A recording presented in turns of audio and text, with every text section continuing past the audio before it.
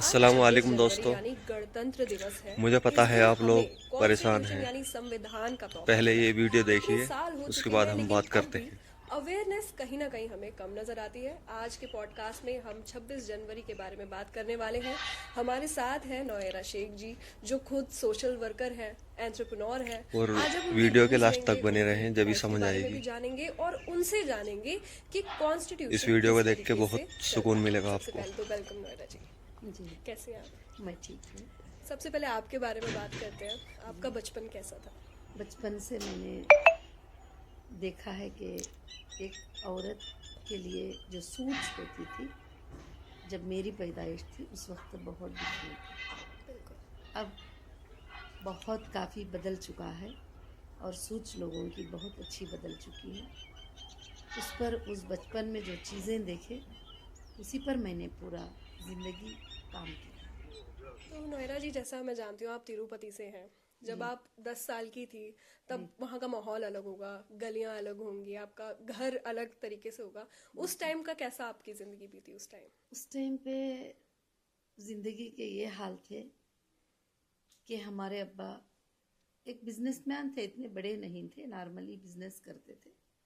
मगर घर की, हमारे बड़ों की, हमारे सारे जितने रिश्तेदार हैं उनकी सोच ये थी कि जैसे लड़की पैदा होती है तो फौरन चेहरे पे एक बदलाव आ जाता था। और जो लड़की पैदा होती है, हमारे घर में तो ऐसा माहौल तो नहीं था, मगर जो आसपास जो छोटा जो विलेज था जहाँ मैं पैदा हुई, कल्लूर हमारा विलेज है और चित्तूर डिस्ट्रिक्ट में है। फिर उसके बाद मेरे बचपन में थोड़ी बड़ी होने के बाद दिनों में हम तिरुपति आ गए थे। अच्छा। वो जो विलेज था उस वक्त वहाँ की वो सोच थी कि लड़की जैसे पैदा होती है तो लड़की का कोई अधिकार ही नहीं है। जैसे उसे होश भी संभलने आता है तो 2 साल 3 साल की भी होती है, तो जब से उसे बोलना ही ये सिखाया जाता है कि तू लड़की है, तू कुछ नहीं कर सकती, तू एक जगह जाना है, तू हमारी नहीं है। बिल्कुल, हर चीज़ उस में। तरह से ये बातें जो है मैं सुनती थी, ये बातें मेरे दिल को बड़े छू जाते थे कि जो साथ के लड़के होते थे उनको ऐसा कहा जाता था कि जैसे तुम हमेशा इस घर के हो, इस घर में रहने वाले हो, इस घर के वारिस हो, इस घर में तुम्हारा सब कुछ है। मगर ये जो लड़की होती है, इसका है तो कहीं ना कहीं एक दिन जाना है, या तो इसको 10 तोले सोना दे के भेज देंगे, या 5 तोले सोना दे के भेज देंगे, या कुछ पैसे खर्च करना है, कुछ पैसे इसके लिए जमा कर लो, कुछ सामान इसके लिए जमा कर लो, कुछ कपड़े इसके लिए जमा कर लो, ताकि इसको भेजने के भी लिए एक बहुत ही बड़ा एक बोझ वाली बातें मैं बिल्कुल, सुनती थी पराया बचपन धन। में। वो बातें मेरे दिमाग को बहुत ज्यादा जो है इफेक्ट करते थे कि क्यों इस तरह बोला जाता है। घर के अंदर जब लड़के को बोलते हैं कि ये तो यहाँ हमेशा रहने वाला है, तुम थोड़े दिन में चले जाने वाली हो, यही बातें मुझे बहुत ज्यादा इफेक्ट करके, और उन बातों से मैंने लड़कियों को अवेयरनेस लाने के लिए, लड़कियों में तालीम लाने के लिए, और हर कोई जो उस वक्त के लोग थे वो कोई ज़्यादा पढ़ाई नहीं जानते थे और उन बच्चियों को 12 साल में 13 साल में शादी कर देते थे। उनकी ज़िंदगी पसंद या नापसंद उनको कोई मतलब ही नहीं, बस उनकी ज़िंदगी ऐसे ही गुजर जाती थी। उस ज़िंदगी में, उस माहौल में ऊपर वाले ने मुझे पैदा करके मेरे जहन में डाला कि तुम इनके इंसाफ के लिए लड़ो और इनके इंसाफ के लिए काम करो और इनके इंसाफ के लिए ये करो। सबसे पहले जो मैं मुस्लिम कम्युनिटी में थी तो ज्यादातर दबाव अपनी कम्युनिटी में डालते थे, बिल्कुल। क्योंकि लड़की बाहर नहीं निकल सकती, स्कूल नहीं जा सकती, पढ़ाई नहीं पढ़ सकती, एजुकेशन नहीं कर सकती, इस तरह की बातें मेरे दिल पर बहुत बड़े दबाव डालते थे। मगर उस वक्त से मेरी जिंदगी की शुरुआत एक औरत होकर, एक लड़की होकर क्या कर सकती है, ये दिखाने का एक चैलेंज मेरे अंदर उसी वक्त आ गया था। उसी पर मैंने काम किया। मेरा बचपन ऐसा गुजरा कि बस ऐसा होता था। उस टाइम पे ज्यादा लाइटिंग उजाले नहीं होते थे, स्ट्रीट लाइट होते थे, छोटे छोटे स्ट्रीट लाइट होते थे। उस वक्त भी जो लोग पढ़ाने आते थे वो लड़कों को पढ़ाते थे, लड़कियों को नहीं पढ़ाते थे।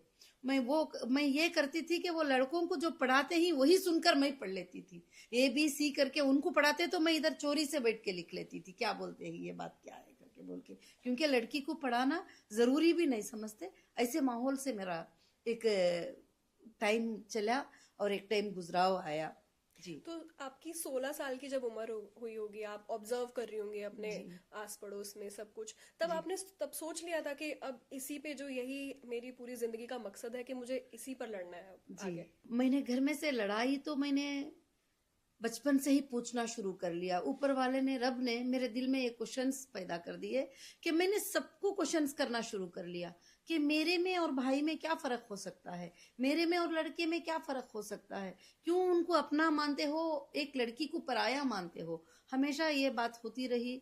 और जब वो उसको पढ़ाकर जाने वाले टीचर उससे ज्यादा मैं पढ़कर बता देती थी, तो लोग जो है उस टाइम पर ये करते थे।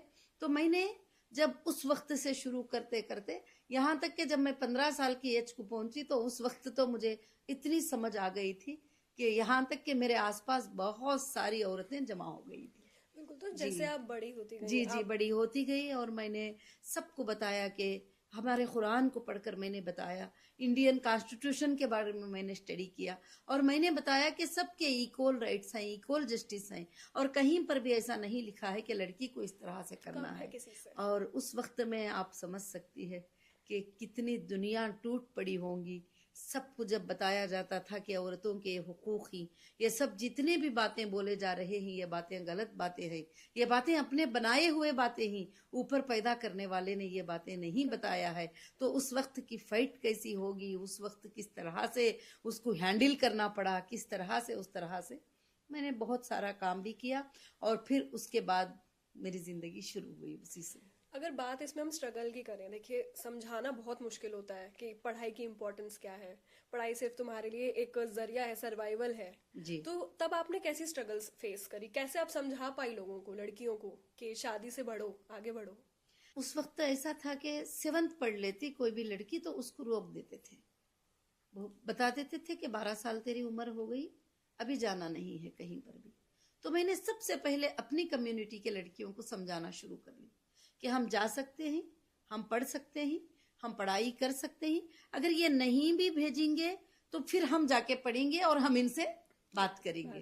तो घरों में उनके माँ बाप को समझाना, उनके बड़ों को समझाना, उनकी पढ़ाई के लिए कोशिश करना, ये सब कुछ काम मैंने शुरू कर लिया। फिर उसके बाद मुझे कहीं सपोर्ट मिलना नजर नहीं आया, तो फिर मैंने खुद का एक इदारा 1998 में तिरुपति में मैंने स्टार्ट कर दिया। तो ये लीडरशिप आपके अंदर कहाँ से आई? आप जो स्ट्रीट लाइट्स के नीचे पढ़ रही थी, तब आपने सोचा कि अब मुझे कुछ करना होगा, अब मैं लीडर बनूंगी? सच्ची बात तो यह है कि लीडरशिप बनना, लीडरशिप क्या होती है, आज भी आप पूछ रही हो तो मुझे नहीं मालूम कि लीडरशिप किसको कहा जाता है। मगर मेरे अंदर ये सोच सोच कर कुछ बातें आ गए कि अब मैं नहीं खामोश रहूंगी, मैं इन सबको बताऊंगी कि हमारे राइट्स क्या है और हमारे हक क्या है, हमारे हुकूक क्या है। हमको कोई भी दबा नहीं सकते, किसी लड़की को उसके मर्जी के बगैर शादी नहीं कर सकते। और कोई भी लड़की कमा भी सकती है, वो बिजनेस भी कर सकती है, वो पढ़ाई भी कर सकती है और वो पॉलिटिक्स में भी आ सकती है। उस लड़की को जो है ना सब कुछ हुकूक मिलना चाहिए। उसी वक्त से जो है हमने जुबान उठाना शुरू कर लिया और एक मिशन, एक अवेयरनेस शुरू किया मैंने तिरुपति चित्तूर डिस्ट्रिक्ट में।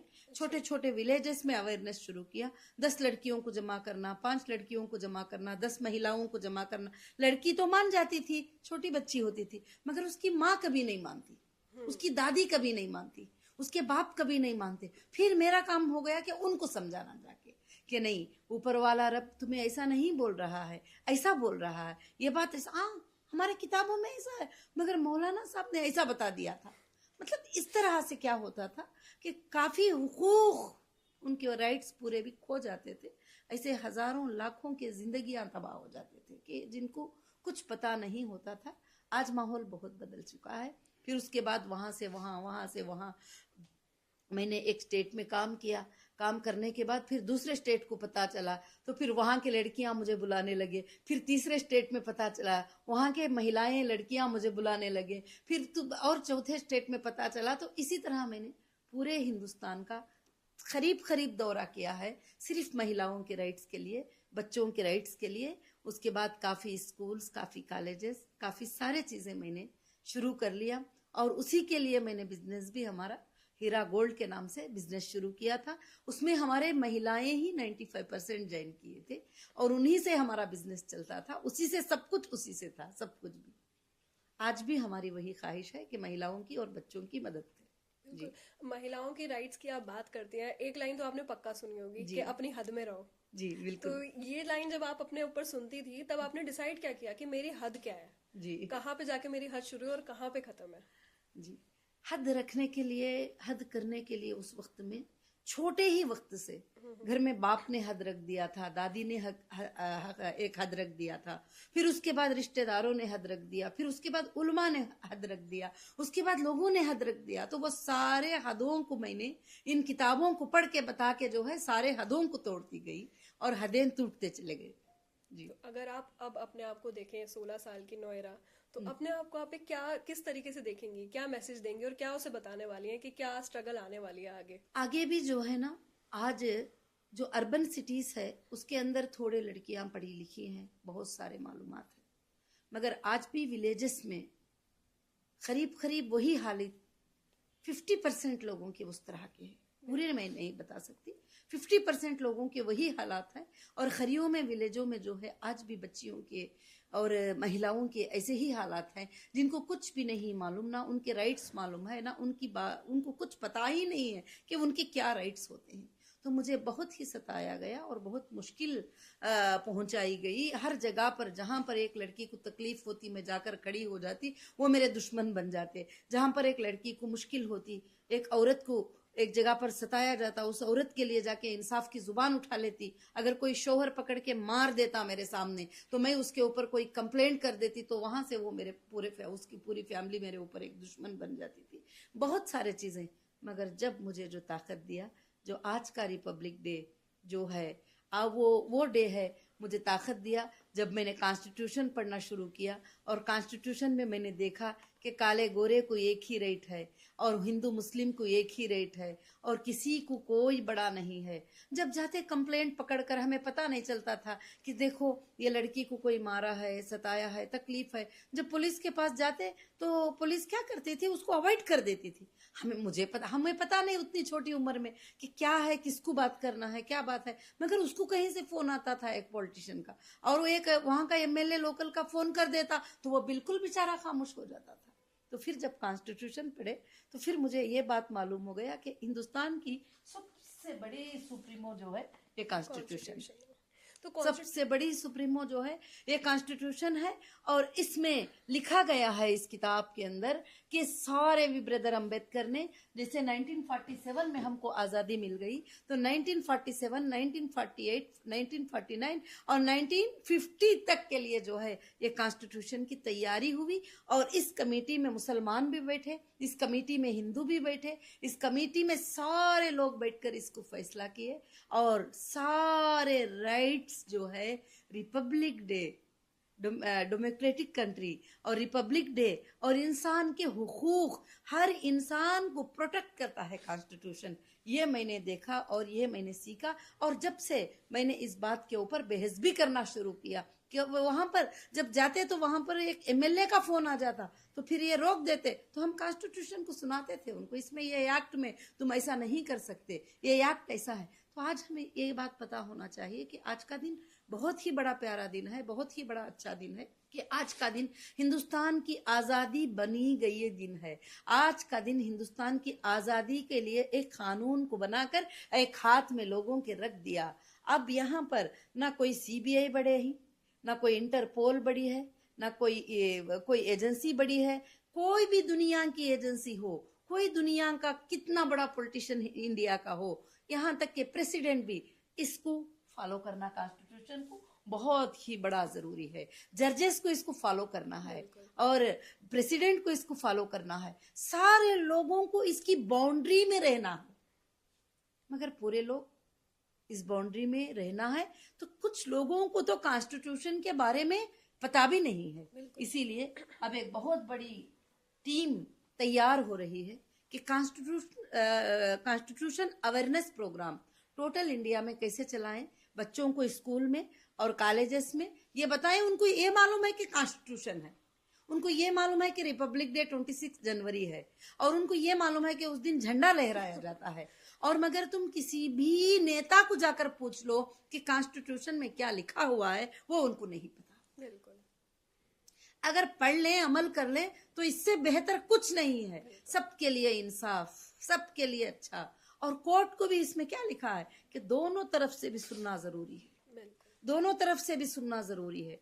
और दुनिया तुम्हारे ऊपर लाख इल्जाम लगा ले, कॉन्स्टिट्यूशन एक ही कहता है कि एविडेंस लाना है, प्रूफ करना है। इल्जाम लगाने से कुछ नहीं होता किसी के ऊपर भी, और एविडेंस लाना है, उसको प्रूफ करना है, बिल्कुल। जिसको ट्रायल कोर्ट कहा जाता है। और ट्रायल कोर्ट क्या है? कॉन्स्टिट्यूशन में लिखा है। हाई कोर्ट क्या है? कॉन्स्टिट्यूशन में लिखा है। सुप्रीम कोर्ट को क्या करना है? कॉन्स्टिट्यूशन में लिखा है। किसके क्या राइट्स हैं, किसके क्या हुदूद है, सबको लिखा है। मगर कॉमन मैन को सबसे ज्यादा पावर दिया कि कॉमन मैन सबसे फाइट कर सकता है। किसको लेकर कर सकता है? कॉन्स्टिट्यूशन। जी, सबको लेकर, सब पे फाइट कर सकता है। कॉन्स्टिट्यूशन को लेकर फाइट कर सकता है कि कॉन्स्टिट्यूशन में ऐसे लिखा है, तो सबके सर झुक जाते हैं वहां पे। फिर उसके बाद कोई बात आगे नहीं आती। अगर कॉन्स्टिट्यूशन नहीं तो कुछ भी नहीं। हाँ, काफी बिल पास हुए, मगर लोगों के अच्छाई के लिए पास हुए। अब जैसे महिलाओं की बिल पास हुई, 33% रिजर्वेशन बिल पास हुई। अब इसको इम्प्लीमेंट कौन करना है? महिलाएं करना है। महिलाएं आगे आना है, हिस्सा लेना है। अभी आपको भी पता होगा कि अब काफी लड़कियां, यंग लड़कियां भी जो है पॉलिटिक्स में आ रहे हैं, और लोकसभा में आ रहे हैं, राज्यसभा में आ रहे हैं, और हर जगह पर जो है लड़कियों को जो है काफी एक ये हो जाती है। तो इस तरह से इसमें मर्द औरत को एक हुकूक है, काले गोरे को बराबरी का हुकूक है, किसी को ना ज्यादती है, किसी को ना कमी है। मियाँ बीवी के हुकूक भी, दोनों के भी जो है, कोई भी ये नहीं है, सब एक है कॉन्स्टिट्यूशन में। तो कॉन्स्टिट्यूशन सबसे ज्यादा बेहतर है। अगर 6 फंडामेंटल राइट्स की बात करें जो हमारे सिटीजन होने पे सबसे ज्यादा इम्पोर्टेंट होती हैं, तो वो कौन सी होती हैं? बहुत फंडामेंटल राइट्स में आर्टिकल 21, आर्टिकल 32, आर्टिकल 19, आर्टिकल, बहुत सारे आर्टिकल्स हैं जो लोगों को राइट्स देते हैं। मगर बहुत सारे आर्टिकल्स हैं जो लोगों को सजा देते हैं, वो भी जरूरी है। क्योंकि जो गुनेगार होता है, जैसे जो गुनेगार होता है, जो चोर होता है, जो गलत होता है, उसको सजा मिलना भी जरूरी है, ताकि वो आगे के इंसान को नुकसान ना पहुंचाए और आगे उसके जरिए से लोगों को नुकसान ना पहुंचाए। वो भी बिल्कुल से बिल्कुल जरूरी है। तो इसलिए, मगर कभी भी लोग ये ना समझे कि इल्जाम लगते ही जो है उनके ऊपर जो है फौरन से फौरन के उनको सजा लग जाएगी। ऐसा नहीं है। इंडियन कॉन्स्टिट्यूशन बहुत परफेक्ट है, और इंडियन कॉन्स्टिट्यूशन से आगे कोई भी नहीं है, और वो सारा सुना जाता है कोर्ट में, सारी चीजें। तो मुझे लीगल करीब 2018 तो आज भी फेस कर रही हूँ, क्योंकि मैंने जुबान उठाया, मैंने बिजनेस किया, मैंने सारे चीजें किया, तो मुझे काफी चीजें। फिर उसके बाद मैंने ऑल इंडिया महिला एम्पावरमेंट पार्टी को लॉन्च किया, तो मुझे सीधा अरेस्ट कर लिया गया और बहुत सारे इल्जाम लगाए गए। तो कितने भी इल्जाम लगा लो, मगर एक ट्रस्ट, एक भरोसा है कि कॉन्स्टिट्यूशन सही इंसान को सजा नहीं देता। ये भरोसे से पीठ पीछे ये किए बगैर आज भी जो है उस पर फाइट होती रहती है। क्योंकि 25 लाख महिलाएं हमारे मेंबर हैं, तो वो महिलाएं देख रहे हैं कि क्या होता है। औरतें आगे बढ़ते हैं तो उनको किस तरह से दबाया जाता है। मगर मैं उन सबको बताती हूँ कि मत डरो, क्योंकि एक दिन इंसाफ जरूर जीतेगी। तो जैसा आप बता रहे हैं कि आपको फंसाया गया, आपने एमएलए की भी बात करी, तो जब कोई अथॉरिटी किसी सिटीजन के साथ गलत करती है, तो तब सिटीजन क्या कर सकता है? सिटीजन बहुत, देखो, इतना कॉन्स्टिट्यूशन इतना प्यारा बना है कि अगर अथॉरिटी सताती है तो उसके लिए ह्यूमन राइट है। वो ह्यूमन राइट में जाके कंप्लेंट दे सकता है कि देखो मेरे साथ इलीगल हरास हो रहा है, और वो हाई कोर्ट को जा सकता है, और वो सुप्रीम कोर्ट को जा सकता है, और वो अपनी बाधाएं उनके सामने रख सकते हैं। तो जरूर उनको एक ना एक जगह से उनको जरूर से जरूर इंसाफ मिलेगी।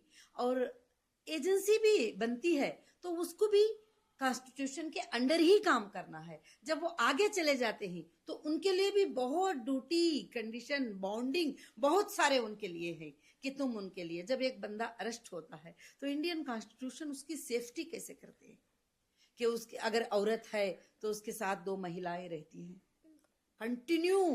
कंटिन्यू रहती है, अगर वो इन्वेस्टिगेशन में भी होती है तो साथ में बैठी रहती है। ये बहुत सारे लोगों को पता नहीं होता है और वो समझते हैं कि जैसे अरेस्ट हो गए तो बस बहुत सारी चीजें हो जाते हैं, उनको ऐसे बात करते ही मर दें, वो करते ही ये बहुत सारी चीजें, गंदी बातें भी बहुत सारी बोलती हैं। मगर क्या है कि 2 महिला पुलिस उनके साथ रहती है और उनके खाने का ख्याल रखा जाता है, उनके पानी का ख्याल रखा जाता है, सब कुछ कॉन्स्टिट्यूशन में। यहाँ तक कि जब उनको जेसी में जेल में रखते हैं तो जेल में भी उनको हुकूक दिए जाते हैं, मगर हुकूक को पूरे कंप्लीट नहीं किए जाते। इसमें हुकूक दे दिया कि सालन कितने ग्राम देना है, राइस कितने ग्राम देना है, ओढ़ने के लिए बिस्तर क्या देना है, सोना कैसा है और कितनी जगह उनके लिए चाहिए, एक वॉशरूम कितने लोग यूज कर सकते हैं, बहुत सारे चीजें जो है ये कर दिया। मगर पाबंदी से चलाने वाले में पूरे लोग नहीं, कुछ लोग जो है पैसे बचाने के लिए जो मिलते हैं तो गलत करते हैं, कुछ लोग अच्छा चलाते हैं। और एजेंसीज में भी सब लोग खराब नहीं होते हैं और उसमें कुछ लोग होते हैं कि सही रहो बुरा रहो, हमने पकड़ लिया है और इसको सजा दे दो। मगर कोर्ट देखती है उसको, कोर्ट ऑब्जर्व करती है कि गुनहगार हो तो सजा देती है, गुनहगार नहीं है तो सजा नहीं देती है। और वीडियो के लास्ट तक बने रहें, जब भी समझ अच्छे लोग आएगी। भी हैं जो सच होता है वही लिखते हैं। इस वीडियो और को देख जो के लोग बहुत गलत होते सुकून हैं मिलेगा और वो आपको। लोग कुछ भी लिख देते हैं, जहां से फोन आ गया ये लिख दे, लिख लो। हाँ, और आज मीडिया ट्रायल तो आपको मालूम है कि मीडिया ट्रायल तो बहुत ज्यादा शुरू हो गया है कि वहां फैसला होने से पहले, उसको मुजरिम बनाने से पहले मीडिया उसको मुजरिम बना देती है सबसे पहले। जी, तो जैसे हम बात करें आर्टिकल 40, 19 और 20, यस, ये ऐसे आर्टिकल्स हैं जो आपको सबसे ज़्यादा राइट देते हैं। Yes, इसमें साफ लिखा है कि सब बिल्कुल, बराबर है। तो मैं ये जानना चाह रही हूँ कि क्या आज भी इस चीज़ पे मान के चल रहे हैं हम लोग, सिटीजन एम्पावर हो रहे हैं इससे या नहीं? मैंने यही आज का हमारा बैठना यही है कि सिटीजन को ये मालूमात ही नहीं है। agree। आपके घर में 10 लोग हैं तो आर्टिकल 19, आर्टिकल 132, आर्टिकल 14, आर्टिकल क्या होते हैं, आर्टिकल किस लिए होते हैं, क्या पता है उनको? मुझे खुद को भी नहीं पता नहीं था, पता। मुझे भी खुद को नहीं पता था। बाद में उसको मैंने पढ़ा और उसको मैंने समझा। और यहाँ तक कि हमको ये भी नहीं पता है कि क्रिमिनल कोड क्या है, सिविल कोड क्या है, और सिविल में क्या सजा होती है, क्रिमिनल क्या होता है, और नॉर्मल नेचुरल क्या होते हैं, फैमिली केसेस क्या होते हैं, ये सब कुछ जो है किसी को भी पता नहीं है। जब अवेयरनेस आएगा तो घर में एक 10 मिनट कॉन्स्टिट्यूशन को पढ़ा जाएगा तो वो बच्चा भी जो है खड़कर बात कर सकेगा। अगर अभी आजकल क्या हो गया है, कोर्ट्स भी कुछ जगह पर एक बाजार की तरह हो गई। क्यों? कि वहां पर फीस फिक्स की जाती है। आपको पता है, अगर आप गरीब हैं, आपके पास पैसे नहीं है, तो आपके लिए बड़ा वकील नहीं खड़ा होता लड़ने के लिए। जिसको तुम खड़ा करती हो 10-20 हजार देकर, वो तुम्हारे लिए सही लड़ नहीं पाता, उसका फेस नहीं होता है। क्या बोलते हैं, फेस वैल्यू। मगर मैं कहती हूँ फेस वैल्यू नहीं, कॉन्स्टिट्यूशन वैल्यू।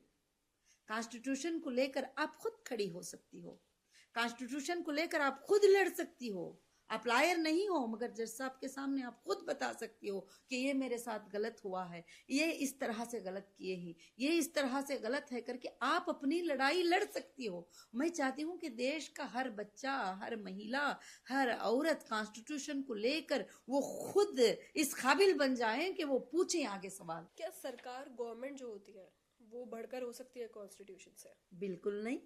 कॉन्स्टिट्यूशन सुप्रीमो है, कॉन्स्टिट्यूशन सबसे बड़ा होता है। सरकारें बदलते हैं, आज एक सरकार होती है, कल एक सरकार हो जाती है, 5 साल के बाद, परसों को 5 साल के बाद एक सरकार होती है। कॉन्स्टिट्यूशन 70 साल से चल रहा है और कॉन्स्टिट्यूशन चलेगा हमेशा। कॉन्स्टिट्यूशन नहीं चलेगा तो गुंडा का राज हो जाएगा। और कॉन्स्टिट्यूशन से आज भी देश के 90% लोग जो है, अगर उनको मालूम भी नहीं है तो ला के लिए डरते हैं, डर कर जो है चलते हैं, ला से डरते हैं, ला से डर कर जो है चलते हैं। तो कॉन्स्टिट्यूशन सबसे ऊपर, सबसे ऊंचा है हिंदुस्तान में। जब मान लीजिए कभी देश में कोई इमरजेंसी लग जाती है जी, तो तब कौन से ऐसे राइट्स होंगे जो उसके वक्त भी इंसानों के पास, सिटीजन के पास होंगे अवेल करने के लिए कि भाई अब कुछ नहीं हो सकता? कुछ नहीं हो सकता ऐसा है ही नहीं। अगर कोर्ट्स खुले हैं तो कितनी भी बड़ी इमरजेंसी लग जाए तो उसके लिए अधिकार होते हैं। और किस तरह की इमरजेंसी, उसको इमरजेंसी में अलग अलग तकलीफ होती है। कोई घर में बंद हो जाता है, कोई बाहर बंद हो जाता है, कोई भूखा रहता है, कोई आगे से फिरता है। तो किस तरह का भी एप्लीकेशन कोर्ट में वो लगा सकता है। अगर कोर्ट नहीं तो उसके लिए इंसाफ कौन देगा। बिल्कुल जी सही कहा आपने। जी सिटीजन के जो राइट्स हैं उनका मिसयूज होते हुए तो हम रोज ही देखते हैं, सोशल मीडिया पे कितनी न्यूज आ रही है रोज। लेकिन उस वक्त जब मुझे पता चलता है कि मेरी राइट्स का यहाँ पे मिसयूज हो रहा है, तब मैं क्या कर सकती हूँ? जब आपके राइट्स का मिसयूज हो रहा है तो आप जरूर अप्रोच हो सकते हैं, ह्यूमन राइट अप्रोच हो सकते हैं। अगर आपको जहां से नाइंसाफी मिलती है, जिस ऑफिसर से नाइंसाफी मिलती है या जिस घर से नाइंसाफी मिलती है, तो हमारी गलती क्या होती है कि जैसे इल्जाम लग जाता है, आगे से इल्जाम लग जाता है, तो वो इतना घबरा जाते हैं कि अब वो सोचते हैं कि अब हम जवाब ही नहीं दे सकते और ऐसे ही अपने राइट्स को खो सकते हैं। तो तुम लेटर लिख के दे सकती हो कि नहीं, ये मेरा सच्चा है और ये मेरे साथ गलत हुआ है। और यहाँ तक के ऑफिसर्स भी मानते हैं, जब तुम देती हो तो वो भी मानते, क्योंकि उनको सच्चाई का पता ही नहीं होता है। एक अच्छे इंसान को सामने ले जाकर खड़ा कर देते हैं, बोलते हैं ये चोर है, ये फलाना है, इसके ऊपर ये एक्ट लगा दो, ये एक्ट लगा दो, ये फ्रॉड है, सब लगा देते हैं। अगर तुम जब उसको क्लियर करती हो तो समझ सकते हैं वो जरूर से। कितना इम्पोर्टेंट होगा आजकल जो यूथ है उनके लिए कि कॉन्स्टिट्यूशन पढ़ना चाहिए उन्हें? मैं कहती हूँ कि 100% नहीं, 1000% इम्पॉर्टेंट है। अगर कॉन्स्टिट्यूशन पढ़ते हो तो आगे के दिनों में तुम सेफ हो। अगर कॉन्स्टिट्यूशन नहीं पढ़ते तो तुमको कोई भी किस तरह से भी नचा सकता है, तुम्हारा लायर भी नचा सकता है तुम्हें। तुम जिसको ला समझते हो, लायर समझते हो, जो तुम्हारा प्रोटेक्टर समझते हो, वो आगे वाले को बिक जाता है कभी। जब ये तुम कॉन्स्टिट्यूशन जब तुम्हें पता होता है तो उस वक्त तुम उनको पूछ सकते हो कि कॉन्स्टिट्यूशन में तो ऐसा है, तुम मुझे क्यों डरा रहे हो? क्योंकि सबसे बड़े गुंडाराज वही हो गए। फोन करते हैं कि 10 लाख पकड़ के लेके आ जाओ, नहीं तो जो है तुमको कल जो है ये हो जाने वाला है। क्यों साहब, ऐसा तो कॉन्स्टिट्यूशन में ऐसा है ना, लॉ में ऐसा है ना, आप लॉ को सामने रख के लड़ो। तो हाँ मैडम, लॉ तो लड़ना है मगर पैसे तो होना है। जी पहले पैसे फिर काम जी दूसरे। जी जी जी तो होता है। क्या ये बचेगा जब ही कि जब हम इसको कॉन्स्टिट्यूशन को समझे। रिपब्लिक डे सच्चा अभी भी पूरा कंप्लीट नहीं हुआ है। जिस दिन बच्चा बच्चा कॉन्स्टिट्यूशन को पढ़कर हुकूक को जान लेता है, उस दिन हमारा सच्चा रिपब्लिक डे होता है। तो ये जो अवेयर करता है एक तरह से, कॉन्स्टिट्यूशन आपको बताता है कि आपके हक क्या है। जी तो ये जो अवेयर सिटीजन हम बोलेंगे, जागरूक नागरिक, जी वो जी। कैसे बनता है एक इंसान? एक इंसान को जब वो गलती के रास्ते में चले जाता है, देखिए कॉन्स्टिट्यूशन ने हमें अच्छाई करने का सिखाया है। जब वो गलती के रास्ते में जाता है तो शायद, अभी एग्जाम्पल, आजकल स्कूल के बच्चे तक ड्रग्स लेने लग गए हैं, कितने कितने गंदे माहौलों में जा रहे हैं, गंदे गंदे माहौल के काम चलते हैं। अगर वो कॉन्स्टिट्यूशन को स्टडी कर ले कि अगर हम पकड़े जाएंगे तो हमें ये सजा मिलेगी, अगर हमारे ये गुनाह पर हमको ये सजा मिलेगी, तो अवेयरनेस उनके अंदर खुद ब खुद पैदा होना है। तुम बोलने से नहीं, बल्कि खुद ब खुद उनके अंदर अवेयरनेस पैदा होना है। और वो दूसरों को भी उसको अवेयरनेस के लिए तैयार करना है कि तुम जो है ऐसे चीजों से बचते चले जाओ। कॉन्स्टिट्यूशन ने तुम्हें राइट्स ही नहीं दिया, तुम्हें समझाया भी कि बुराइयों से बच जाओ और तुम अच्छे काम करो, अच्छे काम करो और बुराई के काम से तुम बच जाओ। तो जब तुम अवेयरनेस स्टार्ट करेंगे तो एक से एक अभी, क्योंकि कोई अवेयरनेस स्टार्ट करने वाला नहीं, कोई कुछ पढ़ा है, कोई कुछ पढ़ा है, तो मगर खास कर से ये अवेयरनेस विलेजेस में सबसे ज्यादा जरूरत है। सिटीज में कम से कम पढ़े लिखे लोग होते हैं जो उनको सब पता चलता है, मगर विलेजेस में कॉन्स्टिट्यूशन क्या है पूछो तुम जाके, एमएलए से पूछ लो, नहीं बता सकते। तो ये जानकारी करना बहुत जरूरी है। जी। तो जैसे हम बोलते हैं एक स्ट्रांग डेमोक्रेसी चाहिए इस देश के लिए, जी। तो उतना ही इम्पोर्टेंट है कि एक स्ट्रांग सिटीजन भी होना चाहिए। स्ट्रांग सिटीजन होने के लिए आपको कॉन्स्टिट्यूशन समझना चाहिए। Constitution our strength. जब उसको तुम जानती हो, क्योंकि मुझे ये बात कब पता चली, जब मुझे ये तरह तरह से सताया गया, तरह तरह तरह से हिलाया गया, मुझे बार बार ऊपर वाले का तो बेहद भरोसा होता है कि सच्चाई की जीत होती है, मगर कॉन्स्टिट्यूशन के बारे में भी एक स्ट्रेंथ आता था कि कॉन्स्टिट्यूशन मेरे साथ गलत नहीं कर सकता, गलत नहीं होगा मेरे साथ, क्योंकि कॉन्स्टिट्यूशन में ऐसा है नहीं कि मैं गुनाह ना करूं तो मुझे गुनहगार बना दे।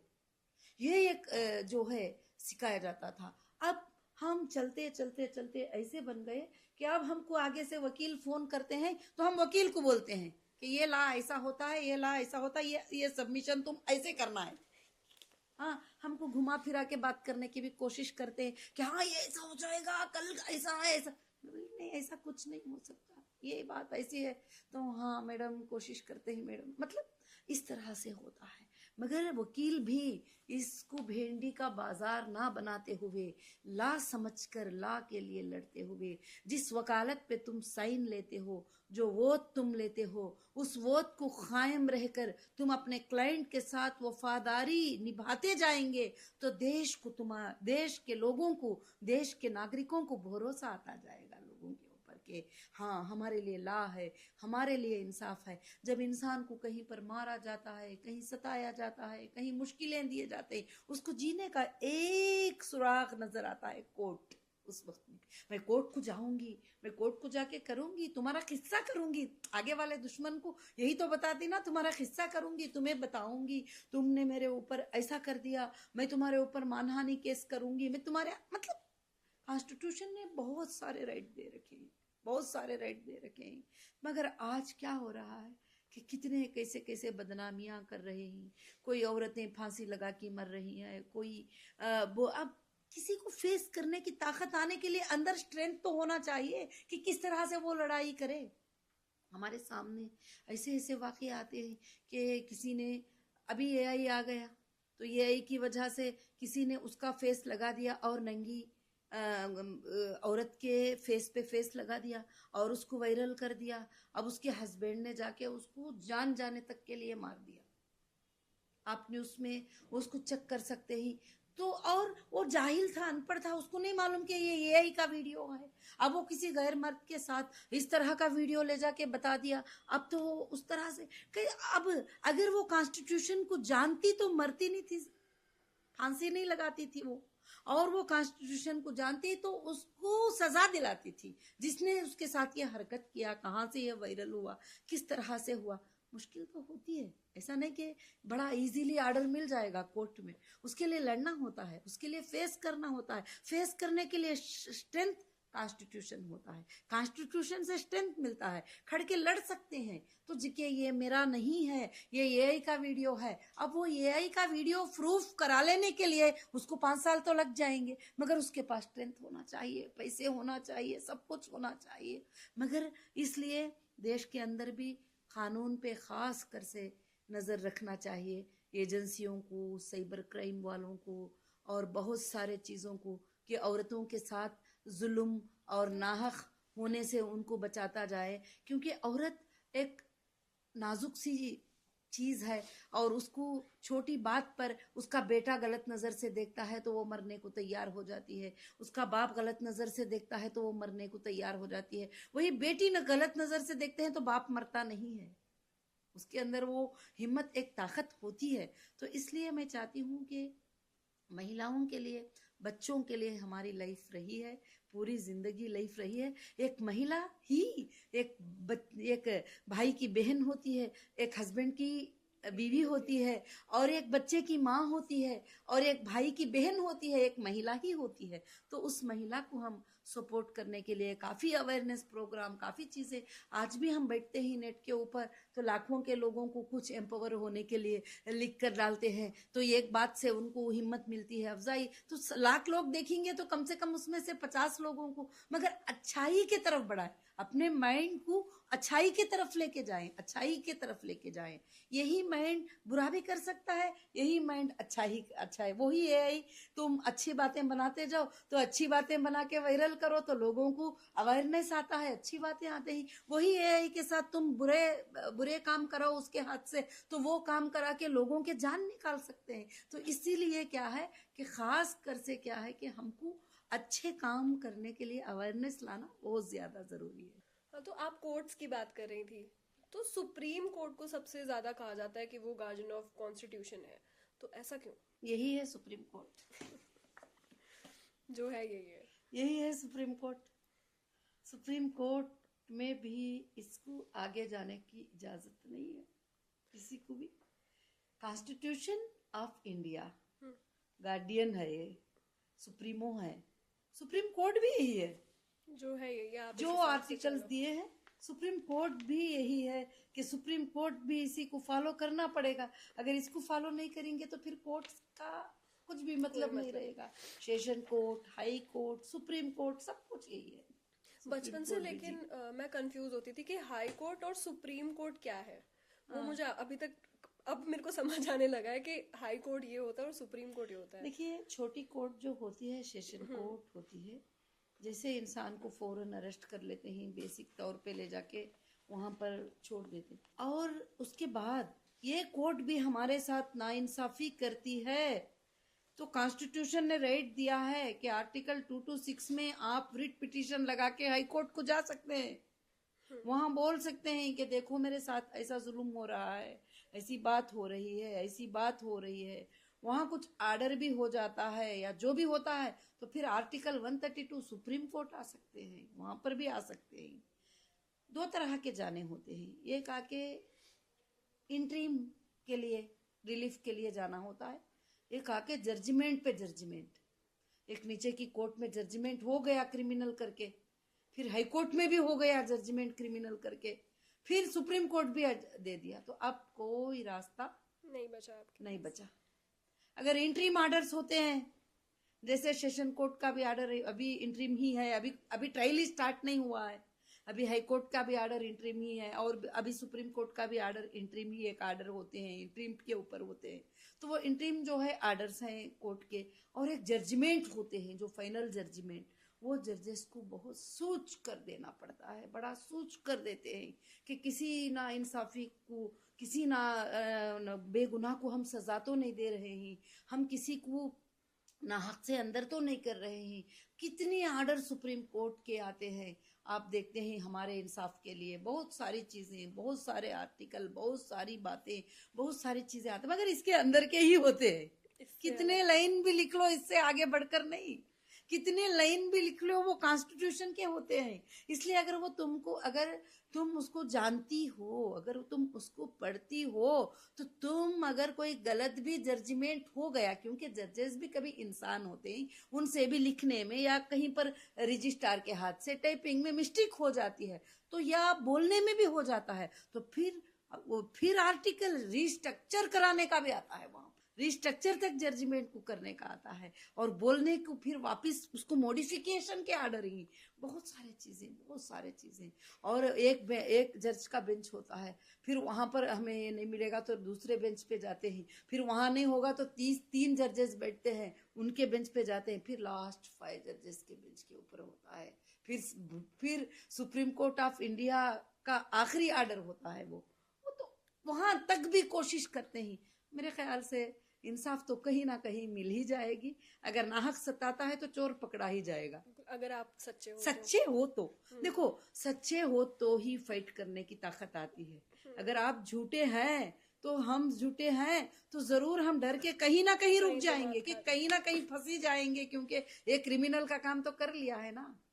झूठ छुपता नहीं है, झूठ छुपता नहीं है। ये आके डाउट के ऊपर करना होता है, एक रेड हैंडेड गुनाह को पकड़ लेना होता है, जो किसी को मारते हुए, किसी को करते हुए, या कोई ले जाते हुए, कोई उठा के चोरी करते हुए, वो एक अलग बात हो जाती है। फिर उसके बाद तो पक्का प्रूफ हो जाता है, उसके बाद तो पक्का ये हो जाता है। उस पर भी इंडियन कोर्ट ने, कॉन्स्टिट्यूशन ने नहीं कहा कि देखते ही उसको सजा दे दो, मगर वो क्यों किया, इसलिए किया, क्या वजह थी करने की, ये पूरा ट्रायल करो, क्या उससे कोई करवाया गया या वो खुद किया था, वो सारा ट्रायल करने के बाद ही फैसला हो सकता है। तो सुप्रीम कोर्ट को कौन अप्रोच कर सकता है? मतलब ऐसा तो नहीं होगा कि कोई भी जाके सीधा सुप्रीम कोर्ट में अपनी अर्जी लगा दे, कुछ ना कुछ तो होते होंगे। नहीं, सीधा बहुत सारे केसों में नहीं होता है, कुछ केसेस में सीधा अर्जी लग जाती है। कुछ इमरजेंसी की केस है, जैसे रेप के केसेस आए थे, बहुत सारे केसेस आते हैं, तो सुप्रीम कोर्ट में भी उसको स्पेशल लाइव पिटीशन कहा जाता है,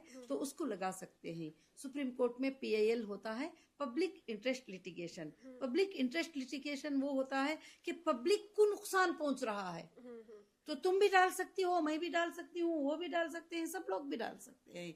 पब्लिक इंटरेस्ट लिटिगेशन जो पूरी पब्लिक को नुकसान की बात है, यहाँ पर पूरी औरतों को नुकसान की बात है, पूरे स्कूल के नुकसान की बात है, पूरे देश के फलाने लोगों के नुकसान की बात है, ये तो पब्लिक इंटरेस्ट लिटिगेशन में चले जाएगा। कोई प्राइवेट रहेगा तो ये पब्लिक इंटरेस्ट लिटिगेशन में जाएगा। रिट पिटीशन होगा तो वो तुम अपने हक के लिए लड़ सकती ये हो। पर्सनल हो गया पिटीशन, और जी, पीआईएल जी, हो गया जी। कि जब आप सबके हक की बात जब करते हैं। सबके हक की बात करते हो तो आप पीएएल पे चले जाओगी। अभी जैसे एक को सताया, एक ही तरीके से सता रहे हैं देश में 100 जगह, 100 जने भी मिल गए तो वो पब्लिक हो गई, चले गए पीआईएल लेके कि इतने लोगों को ये नुकसान पहुंच रहा है अभी, तो ये पीआईएल होता है। ये चीफ जस्टिस के सामने चले जाता है, सीधा सीधा चले जाता है, ये नीचे की कोर्ट वो नहीं। पीआईएल डायरेक्ट वहां पर भी चले जाता है, हाई कोर्ट में भी, हाई कोर्ट स्टेट के लेवल का है तो हाई कोर्ट में चले जाता है। अगर इंडिया लेवल में होता है ये पूरे लोगों के लिए तो फिर वो सुप्रीम कोर्ट को चले जाता है। तो पीआईएल अलग है, रिट पिटीशन अलग है, और उसके साथ साथ जो भी पिटीशन, बहुत सारे पिटीशन ही, रिट पिटीशन अलग है। कंपेंसेशन, कोई आपको नुकसान पहुंचा दिए और आपको इतना बड़ा नुकसान हो गया कि उनकी सताने की वजह से या उनके रोकने की वजह से, चाहे वो ऑफिसर्स भी रहो, कॉन्स्टिट्यूशन कहता है कि तुम कंपेंसेशन डाल सकती हो उनके ऊपर, तुमको राइट है उसके ऊपर डालने का। तो इस तरह से जो है ना, ये अलग अलग है, पीआईएल अलग है और ये सब अलग अलग राइट्स हैं। कई बार ऐसा होता है कि गवर्नमेंट कोई गलत डिसीजन ले लेती है, तो कोर्ट आता है, सुप्रीम कोर्ट आता है, वो उस चीज को पलट देता है। कई बार ऐसे केसेस हमने देखे भी हैं हिस्ट्री में कि हुई हैं ये चीजें। तो कैसे होता है? ये होता ऐसे है कि जब गवर्नमेंट भी है तो कॉन्स्टिट्यूशन से आगे नहीं जा सकती। अगर कॉन्स्टिट्यूशन के अंडर में कोई ऐसी बिल पास कर ली और गवर्नमेंट वीडियो जिससे के लास्ट सारी तक पब्लिक बने के रहें लिए जब भी नफा समझ है, आएगी। तो कोर्ट मान जाएगी उसकी बात को, इस तो वो वीडियो को बिल देख को भी के रद्द बहुत करने का सुकून अधिकार मिलेगा आपको। कॉन्स्टिट्यूशन को। अगर कोई गवर्नमेंट एक बिल ऐसी पास करती है जो कॉन्स्टिट्यूशन को भी खिलाफ जा रही है, पब्लिक के भी खिलाफ जा रही है, पब्लिक को लॉस भी उससे हो सकता है, तो फिर उसको सुप्रीम कोर्ट को राइट दिया गया है तो वो रोक सकती है। कई बार ऐसा हमने देखा भी कहा है। बिल्कुल, कई बार ऐसे बिल्स जो है पलट गए और कई बार ऐसे बिल पास भी हो गए, और वो अगर लोगों को भलाई चलती है तो वो बिल को पास कर देती है सुप्रीम कोर्ट। अगर वो लोगों के लिए नुकसानदा है तो उसको रद्द कर सकती है, ये भी कॉन्स्टिट्यूशन ने कहा है। औरतों के हक में हमने कितनी जी, बार देखे हैं ये, जी, तो बिल्कुल। बहुत बार हमने देखा है। जुडिशियल रिव्यू एक वर्ड होता है, जी, तो इसका क्या मतलब होता है? ये कब यूज किया जाता है? रिव्यू पिटीशन भी होता है, रिव्यू ही नहीं, रिव्यू पिटीशन भी होता है कि एक बंदे के बारे में ऐसा बोल दिया, एक बंदे के बारे में किसी ने ऐसा बोल दिया, ऐसे बोल दिया, या ऐसे ऐसे जजमेंट हो गए, तो उसको एक बार फिर से रिव्यू करके देखो, फिर उसके बाद फिर उसको रिव्यू करो। रिव्यू करने के बाद उनको फिर समझ में आता है कि ये लाइन गलत हो गई थी तो ये लाइन को निकाल दिया, कहीं पे कुछ मिस कर कहीं दिया पे मिस कर दिया है तो फिर ऐड कर देंगे, तो इसको रिव्यू बोलते हैं, रिव्यू पिटीशन बोलते हैं। रिव्यू पिटीशन भी सुप्रीम कोर्ट के अंदर डालकर रिव्यू करा सकते हैं आर्डर। तो कोर्ट जो है देखा जाए तो वो सब कुछ कंट्रोल करता है, सबके लिए सुप्रीम कोर्ट कंट्रोल करता है, पुलिस सुप्रीम को कोर्ट भी। से ऊपर कोई भी नहीं है। बिल्कुल। सुप्रीम कोर्ट भी कभी कॉन्स्टिट्यूशन से ऊपर नहीं जा सकता, सुप्रीम कोर्ट भी कॉन्स्टिट्यूशन में ही जाएगा, वही हैप्पी रिपब्लिक डे है। तो कैसे पुलिस को और एजेंसीज को भी कोर्ट मतलब कंट्रोल कर लेता है, क्योंकि ये काफी बड़ी चीज है। कोर्ट के सामने एजेंसीज कुछ भी नहीं है।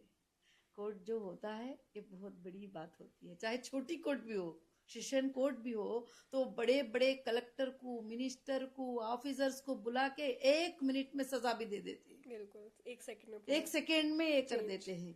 तो एजेंसीज भी कोर्ट से बड़े नहीं है, कोर्ट सबसे बड़ी है। कोर्ट कॉन्स्टिट्यूशन को चलाने के ये है, supreme court of India constitution of India है। वो एक तरह से उसे चला रहा है। जी जी, चला रही कॉन्स्टिट्यूशन को। अगर नीचे की कोर्ट कॉन्स्टिट्यूशन को क्रॉस कर रही है तो हाई कोर्ट ऑब्जर्वेशन कर रही है, अगर हाई कोर्ट भी क्रॉस कर रही है तो सुप्रीम कोर्ट ऑब्जर्वेशन कर रही है। ये लास्ट दरवाजा है हमारे लिए। तो इसमें एक वर्ड बहुत मैंने देखा है यूज होते हुए, कंटेम्प्ट ऑफ कोर्ट। जी, तो इसका क्या मतलब होता है? कंटेम्प्ट ऑफ कोर्ट क्या होता है कि कोर्ट ने कोई ऑर्डर दे दिया, लोग जो है उसको माने नहीं भड़क और भड़क गए, और या ऑफिसर्स भी हैं, उनको भी आर्डर होता है तो वो भी भड़क जाते हैं, तो वो भी उस पर अमल नहीं करते, तो फिर उसके ऊपर कोर्ट को अधिकार है कि उनको सजा दे दे 6 महीनों की। मान लीजिए मैंने कोई कंटेम्प्ट ऑफ कोर्ट किया है तो वो मुझे सजा मिल सकती है इस चीज पे? मिल सकती है, क्यों नहीं गलत मिल होने सकती? जी, गलत होने के बाद। गलत होने के बाद। और अगर नहीं, आप उसका सच्चाई प्रूफ करेगी, उसके लिए नोटिस आएगी और उसका आप रिप्ले पेस्ट करेगी और सब कुछ करेगी, तो फिर उसके बाद आपका कुछ ये नहीं रहेगा। तो ये कहीं ना कहीं जुडिशियल डिले हम इसे बोलेंगे। जी, तो ये डेमोक्रेसी पे इसका क्या फर्क पड़ता है? जुडिशियल डिले इसलिए है कि हमारे देश में लॉ सर्विसेज बहुत कम है। अभी लॉ सर्विसेज और हमारे बच्चों को, हमारे यूथ को बहुत ज्यादा सिखाना जरूरी है। बिल्कुल। फिर भी कोर्ट ने कई डिसीजन अच्छे ले लिए हैं और कई केसेस, फाइनेंशियल मैटर, लोक अदालत में एक बार में 100 केसेस को फिनिश करना, सब कुछ कर दिए। नहीं तो एक केस 40 साल भी चलता जा रहा है। बिल्कुल, 27 साल, हाँ, 28 साल। अब आइंदा के दिनों में एक PIL सब मिलकर डालेंगे कि कोर्ट में केस जो है इतने दिन में ये केस खत्म होना चाहिए, इस टाइप का केस होगा तो सिर्फ इतने ही दिन में उसकी सच्चाई और ये होना चाहिए, और वो भी कॉन्स्टिट्यूशन में है, वो भी है, उसकी भी लिमिट है, चार्जशीट डालने की एक लिमिट है और इन्वेस्टिगेशन की भी लिमिटेशन है, बहुत सारे चीजों की लिमिटेशन कॉन्स्टिट्यूशन ने बता दिया कि इतने लिमिट में एजेंसी इन्वेस्टिगेशन कर देना है। किसी को अरेस्ट कर लिया, किसी को अंदर डाल दिया, तो 90 डेज से ज्यादा नहीं, 90 डेज के अंदर चार्जशीट को सबमिट कर देना है।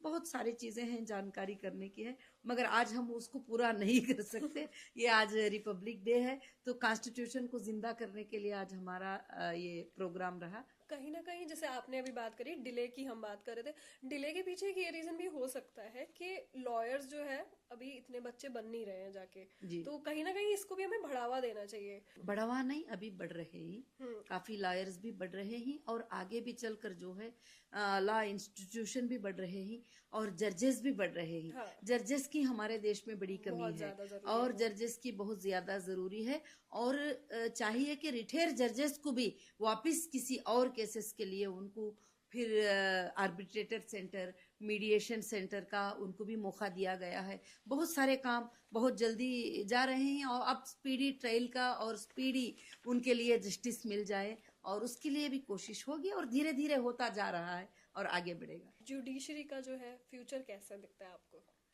जुडिशरी का फ्यूचर ही फ्यूचर है और जुडिशरी ही इंडिया है, और उसकी फ्यूचर आगे चलकर अच्छी बनेगी।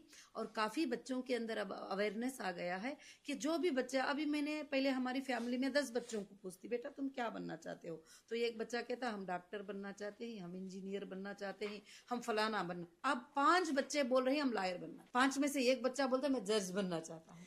तो इसका मतलब जो है कि काफी अच्छे चेंजेस आएंगे और काफी अच्छे सर्विसेज भी मिलेंगे। एक फैमिली में भी एक लॉयर का रहना, उसकी पूरी फैमिली को कॉन्स्टिट्यूशन का पता चल जाएगा। ह्यूमन राइट्स की कहीं ना कहीं जो लॉयर का काम होता है वो ह्यूमन राइट्स को प्रोटेक्ट करने का काम होता है। जी। तो आपको क्या लगता है कि किस तरीके से जो है हम as a citizen human rights को प्रोटेक्ट कर सकते हैं? और ह्यूमन राइट्स को हम हर तरह से प्रोटेक्ट कर सकते हैं। कहीं भी आपको लगता है कि इंसानियत को नाइंसाफी हो रही है, तो अगर वो केस पुलिस की हद तक का है तो पुलिस को जाके कंप्लेंट देके हम लोग उसको हिफाजत कर सकते हैं। अगर पुलिस उसकी सपोर्ट नहीं कर सकती है तो ह्यूमन राइट्स में जाके उसको हम इंसाफ दिला सकते हैं। वहां नहीं इंसाफ मिलती है, कोर्ट को जाकर भी उसको इंसाफ दिला सकते हैं। बहुत सारे जगह कोशिश तो कर सकते हैं, तो उसमें 100 लोगों के लिए कोशिश करें तो 50 तो प्रोटेक्ट हो ही जाएंगे, 70 तो प्रोटेक्ट हो ही जाएंगे। हाँ, मतलब ये है कि आपके आसपास आप कुछ अन्याय होते हुए देख रहे हो तो अपनी आवाज उठाओ। जरूर, बिल्कुल। और अन्याय होते हुए देखकर खामोश रहना इंसानियत का काम नहीं है।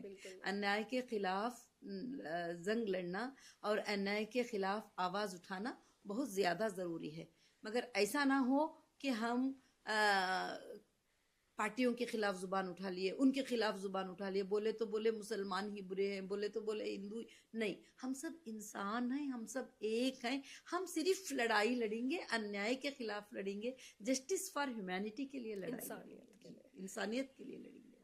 कहीं ना कहीं जैसे बहुत बार ये हमने केसेस देखे भी हैं, आपने देखे होंगे कि पुलिस जो है इलीगल आपको अरेस्ट कर लेती है, विदाउट वारंट आपको उठा के ले जाती है।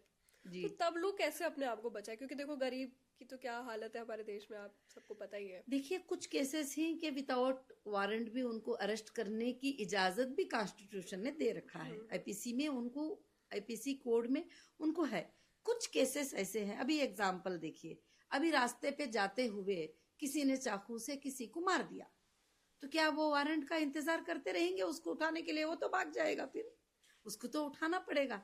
तो कुछ है, कुछ ऐसा होता है कि बगैर वारंट के आते हैं, तो आपको अधिकार है कि मुझे किस बुनियाद पे अरेस्ट कर रहे हो, मेरा वारंट कहाँ है, और वो मुझे बताओ, और मेरा एफआईआर क्या है, और मेरा क्राइम क्या है, ये बताओ। ये पूछने का अधिकार आपको जरूर है, और वो बताएंगे भी। अगर रियल ऑफिसर है तो जरूर बताएंगे। और यहाँ तक कानून में ये राइट है, जब किसी को कहीं से अरेस्ट कर लिया जाता है तो उसके एक रिश्तेदार को फोन करके इन्फॉर्म करे, कि बताया जाए कि ये तुम्हारे बंदे को अरेस्ट कर लिया गया है, ये बंदे को यहाँ से यहाँ लेके जा रहे हैं। वो भी हमारे राइट्स को ये प्रोटेक्ट करते हैं। और यहाँ तक के लोग, जो एजेंसीज होती है, वो पर्सनल क्वेश्चन करते हैं। मैं ये बात खास बोलना चाहती हूँ, क्योंकि क्वेश्चन करते हैं तो बहुत लेडीज कहती हैं कि पुलिस में जाएंगे तो वो पर्सनल पूछेंगे, वो पूछेंगे। पहले का पर्सनल क्वेश्चंस को आप जो आंसर करना चाहती हो कर सकते हो, जो नहीं करना चाहते हो तो प्रेशर नहीं डाल सकते, क्योंकि पर्सनल लाइफ ही हमारी लाइफ है, पर्सनल लाइफ ही हमारा प्रोटेक्शन है। पर्सनल होता है, बस तुमने जो गुनाह किया है, तुम्हारा जो गुनाह है, उसी के बारे में जवाब देना होता है। बाकी और कोई पूछने का अधिकार नहीं रखते कोई चीज के बारे में। कई बार ये न्यूज़ भी देखी होंगी कि कस्टोडियल वायलेंस हो गया, अंदर ही पुलिस वालों ने मारा। कई बार ऐसा भी हुआ है कि जेल में जो कैदी थे उनका मर्डर हुआ है। तो उस टाइम पे कैसे बचाएगा कोई, मतलब अब कहाँ जाएगा कोई? उस पर भी जाएगा, आप भी जा सकती हो। अगर कस्टोडियल में किसी का डेथ हो जाता है तो वो पूरे देश के साथ नाइंसाफी है, क्योंकि वो कस्टडी जो होती है वो जस्टिस हाउस होता है। एक जज साहब उसको भेजते हैं कस्टडी के अंदर। वहां अगर उसको मार दिया जाता है तो जुबान उठाना बहुत जरूरी है, और इंसाफ लेना भी बहुत जरूरी है। और जो ये NHRC होता है, इसका क्या रोल होता है, और इसमें हम कंप्लेन कैसे कर सकते हैं? National human rights commission state wise है कमीशन, और डिस्ट्रिक्ट वाइज भी है, और इंडिया वाइज भी है। और वहां जाकर आप बड़ा सिंपली ऑनलाइन पे भी, आप आजकल आप ऑफिसेस को ही जाने की जरूरत नहीं, आप ऑनलाइन लिंक है, और ऑनलाइन लिंक पे जाके क्या हुआ है वो कंप्लेंट कर सकती है, OTP आ जाएगी आपको, सब कुछ करके आप इंसाफ ले सकती हो। और ह्यूमन राइट्स को इतना अधिकार है कि वो कोई भी इंडिया की एजेंसी को नोटिस कर सकते हैं और सवाल कर सकते हैं। वही आपने सोशल मीडिया की बात करी, ऑनलाइन बात करी। ऑनलाइन इतनी न्यूज चलती है कि हमें समझ ही नहीं आता है कि जुर्म किसने किया है, क्या किया है, कौन मुजरिम है। तो मीडिया जो ये ट्रायल आजकल चल रहा है, ये पूरा जो मीडिया चल रहा है, ये किस हद तक किसी का पूरा नजरिया बदल सकता है? ये पूरा नजरिया कॉन्स्टिट्यूशन बदल सकता है। कि मीडिया में बोलना, मीडिया में किसी ने बोल दिया कि किसी को 100 कत्ल कर दिया है, तो 100 लोगों को कोर्ट में कौन बताएगा? बिल्कुल। मीडिया का बोलना वो फाइनल नहीं है, कोर्ट में ट्रायल होना है, एविडेंसेस प्रूफ होना है। कोर्ट ने जो बात कहा है वो बात हो सकती है। उसमें भी कई लोग नाइंसाफी भी ये हो जाते हैं कि उनके लिए लड़ने वाला कोई लायर नहीं होता है, उनके लिए खड़ा होने वाला कोई नहीं होता है। तो हो सकता है वहां भी नाइंसाफी हो तो उनको और एक कोर्ट में इंसाफ मिल जाएगी जरूर से। बिल्कुल। ऐसे में एक राइट आती है, राइट टू लाइफ। तो पहले के मतलब लोग ज्यादातर, उनका मन ये था, वो ये सोचते थे कि राइट टू लाइफ मतलब जिंदा रहो बस। तो इसका मतलब क्या हुआ? इसका मतलब जिंदा रहो बस, इसका मतलब नहीं है। ये जीने का कोई मतलब ही नहीं है। जिंदे भी रहना है, और जिंदा लोगों को रखना भी है, और लोगों के लिए काम भी करना है, और इंसाफ के लिए फाइट भी करना है। और जैसे ह्यूमन डिग्निटी की बात करें, इंसानों की इज्जत जो है पर्सनल लेवल पे अगर हम बात करें, तो क्या गवर्नमेंट का, कॉन्स्टिट्यूशन का इसमें रोल होता है प्रोटेक्ट करने के लिए? बिल्कुल, कॉन्स्टिट्यूशन में रोल है प्रोटेक्ट करने के लिए। अगर कोई आपकी इज्जत को हार्म किया और हार्म किया, आपको किसी ने बेइज्जती किया, आपको किसी ने बेइज्जती की बातें की, आपने वो काम नहीं किया और किया भी है, तो दूसरे को बेइज्जती करने की राइट नहीं है। आपको मानहानि केस लगाने का अधिकार कॉन्स्टिट्यूशन ने दिया है कि आपका लेवल क्या है, आपने कितनी बात किया है, और कितना आप पे जुर्माना लगेगा। तो इस चीज पे भी आप केस कर सकते हो अगर कोई मेरी इज्जत पे आंच आती है किसी की बातों से या किसी के एक्शन से? बिल्कुल, इज्जत पे आंच आती हो तो फौरन आप केस दर्ज करा सकती हो, सिविल करा सकती हो, क्रिमिनल करा सकती हो। अगर रोज कोर्ट को जाने की ताकत रखती हो तो क्रिमिनल केस करा सकती हो। अगर नहीं, चलो सिविल डालते हैं तो सिविल डाल सकती हो। तो जरूर उसमें भी तुम्हें इंसाफ मिलेगी, मगर प्रूफ के साथ, एविडेंस के साथ। आज बीएनएसएस आके बहुत अच्छा हुआ कि बगैर एविडेंस के कोई चीज ना किसी पर एफआईआर कर सकता, ना किसी को अरेस्ट कर सकता, और झूठे चीजें नहीं बना सकता, फैब्रिकेटेड नहीं कर सकता। जब रियल आपके साथ नाइंसाफी हुई है तो वो बच भी नहीं सकता। वही हम बात करते हैं, यूथ की बात करते हैं। देखिए मुझे ऐसा लग रहा है यूथ एक ही डायरेक्शन में जा रहा है, नशे। तो जी, जितने नशे चल रहे हैं उतनी स्मगलिंग भी चल रही है, तो इसमें डीआरआई का क्या रोल होता है? डीआरआई का रोल स्मगलिंग में होता है, हाँ, नशे में नहीं होता है। स्मगलिंग वही। जी, डीआरआई का रोल स्मगलिंग में होता है। जो लोग देश से, दूसरे कंट्रीज से चीजों को लाते हैं, यहाँ पर टैक्स पे करने के लिए छुपाते ही, ड्यूटी पे करने के लिए छुपाते ही, उन लोगों का पकड़कर गवर्नमेंट में, कोर्ट में उनको प्रोड्यूस करना, वो उनका काम होता है, वो उनका डिपार्टमेंट होता है। अच्छा, और ये एसएफआईओ जो है ये जी। कॉर्पोरेट में किस तरीके से काम करती है? एसएफआई वो जो है, ये सीरियस फ्रॉड इन्वेस्टिगेशन सिर्फ कंपनीज को इन्वेस्टिगेट करती है, अच्छा, और कंपनीज को इन्वेस्टिगेशन करती है कि ये कंपनी क्या किया है, क्या किया?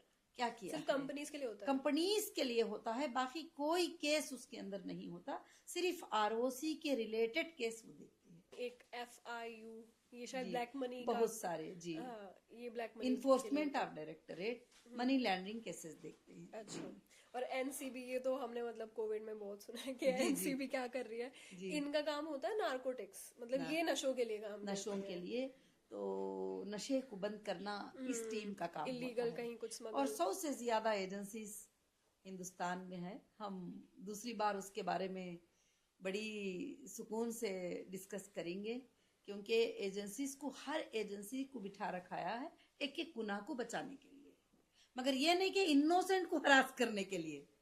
उनको एजेंसीज को रखा इसलिए गया है कि जो गुनेगार है उनको पकड़े और उनको सजा दे। ये नहीं कि किसी इनोसेंट को, उनके हाथ में पावर है तो वो इनोसेंट पे वो पावर को यूज करे, इसलिए नहीं है। तो ये किस हद तक जो आप बोल रही हैं ये होता है, कितनी बार? बहुत सारे जगह पर इनोसेंट पे भी हरासमेंट हो जाता है। कोई जाता है दुश्मनी निकालना चाहता है तो बीवी शोहर पे दुश्मनी निकालती है, शोहर बीवी पे दुश्मनी, मगर वो साबित होने में टाइम लग जाता है ना। इनोसेंट भी हरास होते ही, मगर इनोसेंट कभी ना डरे कि अगर आप इनोसेंट हैं तो आपको कोर्ट कभी सजा नहीं दे सकती, आप बचेंगे उसमें।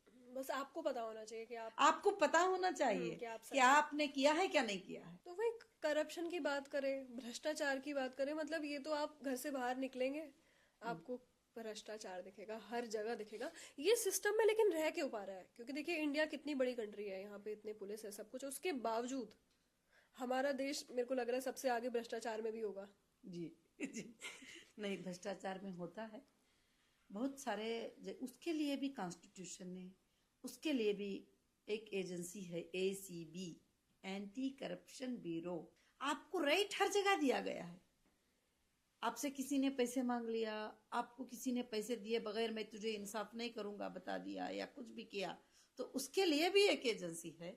तो वहां आप कंप्लेंट कर सकते हैं और वो एजेंसी चेक करेगी, देखेगी क्यों आपके साथ नाइंसाफी हुई है। अगर वहां सब से ज्यादा भी नहीं होती है तो सीबीआई, सेंट्रल ब्यूरो इन्वेस्टिगेशन, जब पूरा देश थक जाता है, समझ में नहीं आता है, तो सीबीआई भी है जो वो इन्वेस्टिगेट करके देखेगी क्या मुजरिम को रियल में सता रहे हैं, क्या नाहक से सता रहे हैं, क्या इसमें ऑफिसर इन्वॉल्व है। अच्छा, तो कहीं ना कहीं ये है कि आपके साथ अन्याय नहीं होने वाला। अन्याय नहीं होने वाला है, मगर आप में लड़ने की ताकत होना जरूरी है। आपको लड़ने की ताकत नहीं तो आप पीछे हो जाओगी। तो इसलिए क्या है कि हमको भरोसा है कॉन्स्टिट्यूशन पे कि हमें नाइंसाफी नहीं होगी, तो हम हर जगह भी रास्ता रखा है, कहीं ब्रेक होने नहीं दिया है हमको। तो ये डेमोक्रेसी को प्रोटेक्ट करना, हाँ जी, एक नागरिक की जिम्मेदारी क्यों है? जी, डेमोक्रेसी को प्रोटेक्ट करना नागरिक की जिम्मेदारी इसलिए है कि हम इस देश के नागरिक हैं, इस देश के नागरिक हैं। ये देश जो है एक गुलदस्ते के मानिंद है, जैसे गुलदस्ते में वाइट फूल होते हैं, ऑरेंज फूल होते हैं, रोज फूल होते हैं, सब मिलकर जाके एक गुलदस्ता बनता है, वैसे ही हिंदुस्तान है। और हिंदुस्तान में मुस्लिम, हिंदू, क्रिश्चियन, सिख, ईसाई बहुत सारे लोग जो है मिलजुल के प्यार मोहब्बत से रहते हैं। और कहीं पर पॉलिटिकल उनको लड़ाने की कोशिश करते हैं, मगर उसके बावजूद भी जो है वो नहीं हो पाता। और फिर भी मोहब्बतें बांटने का देश है हमारा, मोहब्बतों का पैगाम देने का देश है जी। इंसानियत जब तक इंसानियत का मानेंगे, पैगाम देने का देश है। तो कहीं ना कहीं सिटीजन बचा रहा है, डेमोक्रेसी को प्रोटेक्ट कर रहा है। बिल्कुल। तो उसी तरीके से देश का फ्यूचर कैसे एक नागरिक के हाथ में होता है? एक नागरिक के हाथ में नहीं होता है। जब एक नागरिक ये चाहता है कि पूरे देश को बदलना है, पूरे देश में इंसाफ लाना है, पूरे देश में जो नाइंसाफी हो रही है उसको बदलना है, अगर वो सोच लेता है, वो ताकत रखता है, तो वो देश को बदल सकता है और देश उसके हाथ में आ सकता है, क्योंकि उसकी आवाज ही देश होती है और देश उसे सपोर्ट करता है, देश उसे साथ देता है जब वो देश का नागरिक देश की प्रोटेक्ट करता है। और वो सूचना इस कॉन्स्टिट्यूशन ने सबको अधिकार दे दिया है। एक छोटा सा बिजनेस व्यापारी भी ये सोच सकता, ख्वाब देख सकता है कि मैं इस देश का प्राइम मिनिस्टर बन सकता हूँ, मुझे राइट है, ये ख्वाब देख सकता है। वो सोच सकता है, अगर वो काम करने पे खड़ा हो गया तो कर भी सकता बन भी है, सकता बन भी सकता है। उसको रोका नहीं गया है कि तेरी हैसियत ये होना चाहिए, तेरा ये होना चाहिए, तू ऐसा होना चाहिए, वो नहीं चाहिए, ऐसा नहीं। वो सबको राइट्स जो है एक देता है। एक देश के नागरिक में वो ताकत है जो पूरे देश को चेंज कर सकता है। देश वो है। तो कहीं ना कहीं डेमोक्रेसी तो क्या, मैं तो बोलूंगी आजकल हम सबकी जिंदगी में मीडिया एक बहुत इंपॉर्टेंट रोल प्ले कर रही है। डेमोक्रेसी में लेकिन किस तरीके से ये आगे बढ़ रही है, इसको बदल रही है? मीडिया डेमोक्रेसी में बिल्कुल नहीं है मेरे ख्याल से, क्योंकि काफी आर्डर सुप्रीम कोर्ट के, हाई कोर्ट के आर्डर्स हैं कि ये मीडिया में जो बोली गई बातें हैं ये कहीं भी एविडेंस माना नहीं जाएगा। और मीडिया कॉन्स्टिट्यूशन से बिल्कुल अलग है। आज हमारी बात कॉन्स्टिट्यूशन पे हो रही है, तो मीडिया जो होती है, मीडिया को आज कहा जाए तो मीडिया तो बिकाऊ है। सच्ची बात कहा जाए तो मीडिया जिसके फेवर में बात करना चाहे उसी के फेवर में, एक चैनल आपके फेवर में बात कर रहा है, एक चैनल मेरे फेवर में बात कर रहा है, एक चैनल, हाँ बिल्कुल। कहीं ना कहीं पहले फोर्थ पिलर ऑफ डेमोक्रेसी कहा जाता था मीडिया को। जी जी। क्योंकि मीडिया जो बोलेगी, नहीं, आज भी सही सहाफी हैं, आज भी लोग सही आर्टिकल लिखने वाले हैं, आज भी सही चैनल चलाने वाले हैं, मगर सोशल मीडिया आकर इलेक्ट्रॉनिक मीडिया का बहुत सारा दुकान ही बंद हो गया है।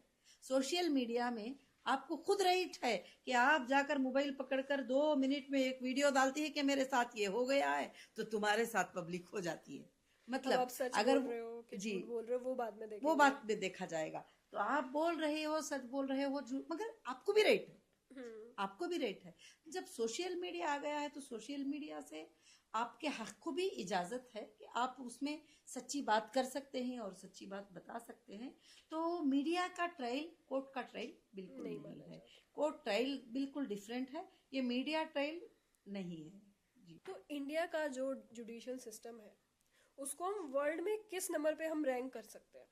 नंबर का तो फिलहाल मुझे याद नहीं है, मगर मैं मोर देन 54 कंट्रीज विजिट कर चुकी हूँ, मगर हिंदुस्तान से प्यारा देश कहीं भी नहीं है। और किसी भी देश में एक मसलक को जगह है, एक मजहब को जगह है। किसी भी देश में, बहुत सारे देशों में अपने ही पॉलिसीज को पॉलिसी माना जाता है। हिंदुस्तान एक ऐसा देश है जो डेमोक्रेटिक है, और हिंदुस्तान इतना बड़ा मुल्क है कि 200 कंट्रियां, 150 कंट्रियां मिलकर एक हिंदुस्तान है। बिल्कुल। और इसीलिए हम बचपन से भी पढ़ते आ रहे हैं कि सारे जहां से अच्छा हिंदुस्तान हमारा। कहीं ना कहीं हमारे इंडिया के कॉन्स्टिट्यूशन को सबसे ज्यादा स्ट्रॉन्गेस्ट कॉन्स्टिट्यूशन, और सबसे ज्यादा हिंदुस्तान में पीस है, जिसकी वजह ये कॉन्स्टिट्यूशन है।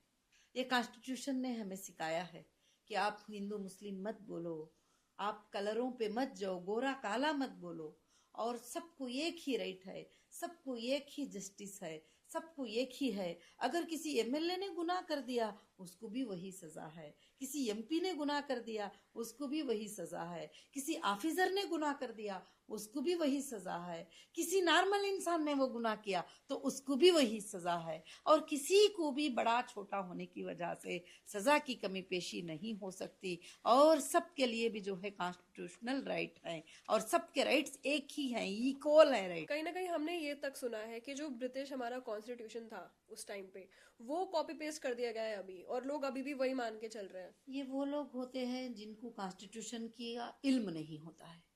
कभी इन्होंने एक पेज खोल कर भी इसको नहीं देखा होता है कॉन्स्टिट्यूशन को।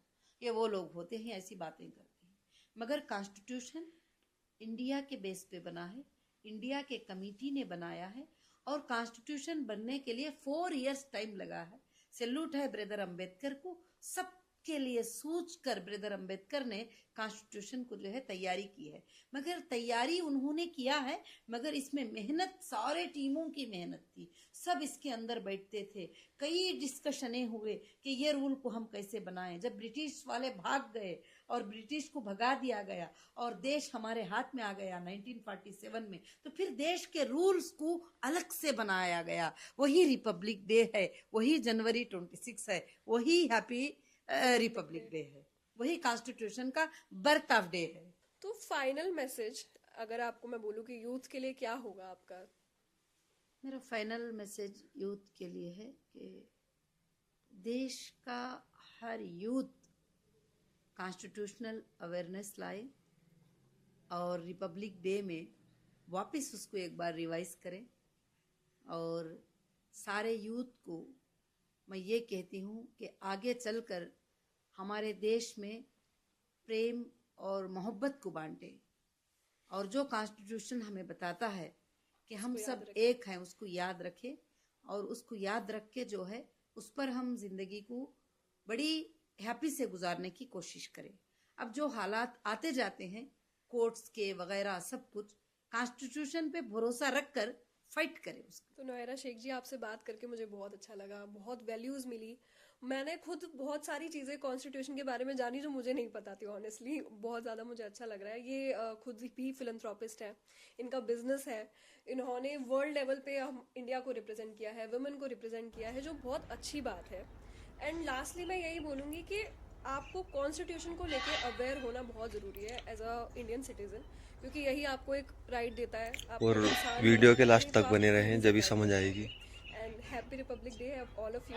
सारे इस देश वीडियो को के देख के लोगों बहुत लिए happy सुकून Republic मिलेगा Day। आपको। और हैप्पी रिपब्लिक डे में मुझे भी बहुत अच्छा लगा कि आज आप जैसा कि दोस्तों हमें पता है Constitution कि के ही नोहरा शेख क्वेश्चन ने किए हमारे और पैसे Constitution काफ़ी दिनों से क्वेश्चन किए, तो पेंडिंग बहुत में ही रखे अच्छा हैं। लगा। ताकि देश में हम आगे के दिनों में दोस्तों ये घबराए नहीं, Constitution पैसा awareness ज़रूर program पूरे मिलेगा देश में इंशाल्लाह। चलाएं, अल्लाह से दुआ करते क्योंकि रहें। कॉन्स्टिट्यूशन अवेयरनेस बहुत जरूरी है।